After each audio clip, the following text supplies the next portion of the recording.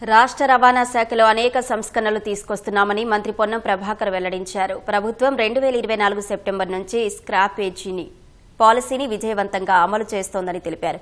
శాసనమండలిలో రవాణా శాఖ స్క్రాపేజీ పాలసీపై సభ్యులు అడిగిన ప్రశ్నలకు మంత్రి పొన్నం ప్రభాకర్ సమాధానమిస్తూ రవాణా చేపట్టిన పలు సంస్కరణలను వివరించారు.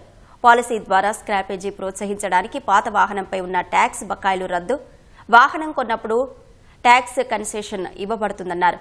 గత ప్రభుత్వం 10 సంవత్సరాలుగా స్క్రాపేజీ పాలసీ ఎందుకు తీసుకురాలేదని ప్రశ్నించారు. ఈవీ పాలసీని ప్రోత్సహించడానికి ప్రభుత్వ ఉద్యోగులకు 15 నుంచి 20% డిస్కౌంట్ ఇచ్చేలా కంపెనీలు ముందుకు వస్తున్నాయని మంత్రి వివరించారు.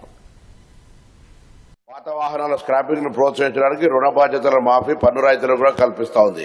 6,278 వెహికల్స్ స్క్రాప్ అయితే వాళ్ళు తక్కువ బెనిఫిట్ పొందుతా ఉన్నారు. రికార్డుల ప్రకారం రాష్ట్రంలో 15 సంవత్సరాలకు పైబడిన 48.98 లక్షల వాహనాలు ఉన్నాయి. టీహెచ్ఎస్సీ పరిధిలో 15 సంవత్సరాలకు పైబడిన 21.75 లక్షల వాహనాలు ఉన్నాయి. ఎవరైనా అర్హత కలిగిన వాళ్ళు ట్రాన్స్పరెంట్ గా అందులో ఉన్న నామ్స్ ప్రకారం అప్లై చేసుకుంటే ఇంకా స్క్రాప్ ఆ యూనిట్స్ ను ఇవ్వడానికి మా రవాణా శాఖ సిద్ధంగా ఉందనే మాట కూడా నేను ఈ సందర్భంగా మనవి చేస్తా ఉన్నా. అన్ని ఈవీలు కొనుగోవడంతో పాటుగా దానికి అందుబాటులో ఉండే విధంగా ఛార్జింగ్ స్టేషన్స్ కూడా డెవలప్మెంట్ చేసే విధంగా ప్రయత్నం చేస్తున్నాం. అధ్యక్ష, హైదరాబాద్ లో ఉన్నటువంటి అన్ని పెట్రోల్, డీజిల్ ఆటోలన్నింటినీ ప్రభుత్వ ఖర్చుతోటి రెట్రోఫిట్ చేసి హైదరాబాద్ క్యూర్ ఏరియా లోపల ఒక్క ఆటో కూడా డీజిల్, పెట్రోల్ లేకుండా ప్రభుత్వం నిర్ణయం తీసుకుంది. దాని కొరకు బడ్జెట్ అప్పులు కూడా 200 కోట్లు కేటాయించడం జరిగింది.